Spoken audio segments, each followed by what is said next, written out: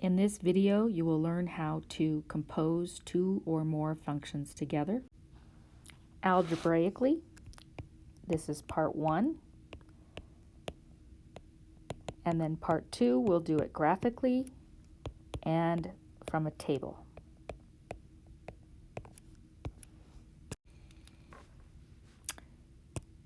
In this video, you are going to learn how to compose functions together, evaluate compositions of functions, and determine the domain of function compositions. In real-world situations, it's not uncommon for the output of one function to depend on some input that itself was the output of another function. For example, the amount that you pay in state income tax depends on your adjusted gross income, which depends on your annual earnings. So your annual earnings affects the adjusted gross income. The adjusted gross income is the input into your federal tax return, and then you get your tax out. There are two different ways to represent function notation. The first is with this little circle in between the two functions. We read this f composed with g of x. Or we just use parentheses, and this one you just read as f of g of x. So when I read this one, I like to think of these parentheses here as the word of, f of g of x. In this situation, x has to be in the domain of g, and the output, which is g of x, has to be in the domain of f. So it has to first be in the domain of the inner function, and then that output has to be in the domain of the outer function. We can also compose these in the opposite order, g composed with f of x, or g of f of x, and the same thing. The input has to be an input for the inner function, and then that output has to be an input for the outer function. So you might think of, here's a diagram. Think of this as maybe like a washer and a dryer. So we have little shapes here, this little ball here. Let's think of this as our input. Let's think of these as dirty clothes. We put the dirty clothes in the washing machine, and we get this output here, which is wet but clean clothes. This now becomes an input for the dryer, and for the dryer we get an output, which is clean, dry clothes. Okay, so dirty clothes go into the washing machine, wet, clean clothes comes out, wet, clean clothes goes into the dryer, clean, dry clothes come out. Okay, so notice that this F here, the dryer, was the second thing that it went into, but the way we would write it is F composed with g of x, because we would plug x into g, and then we would take that whole g of x and plug it into F. You want to be really, really careful because they look similar. F composed with g of x, or f of g of x, is a composition. Fg of x is multiplication.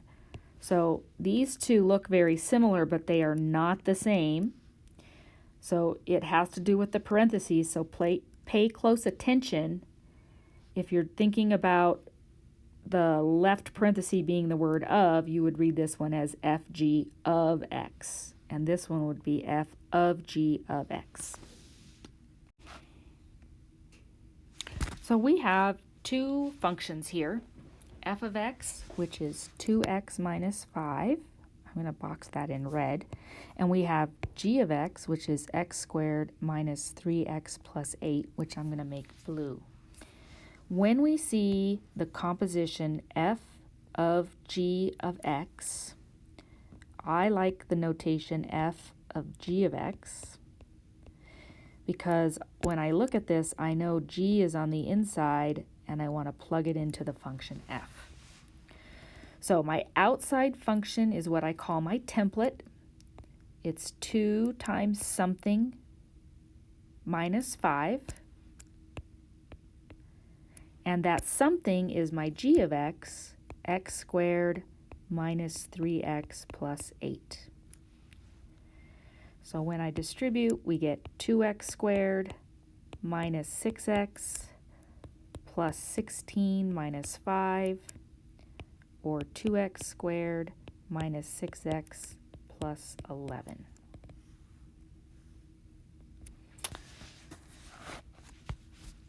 When I do g composed with f of x, this example b, that is g of f of x, which says plug that f of x into function g. So g is my template this time.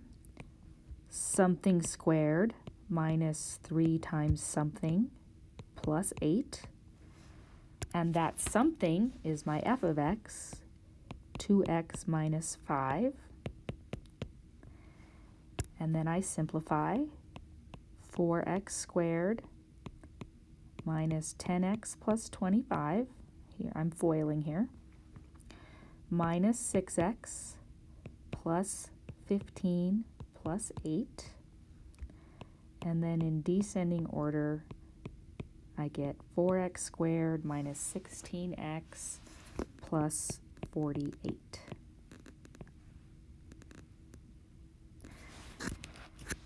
Okay, example C is a little bit different because we actually have a number here. So there are two ways to think about this.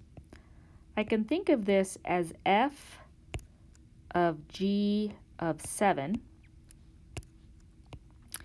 And first find g of 7. So I'm going to go here and find g of 7. 7 squared minus 3 times 7 plus 8. 49 minus 21 plus 8, which is 36. So I really want to find f of 36. Well, f is 2 times something minus 5. We'll put our 36 in there. 72 minus 5 is 67. So that's one way I could have done that. But I also could have used the fact that I already found f of g of x here.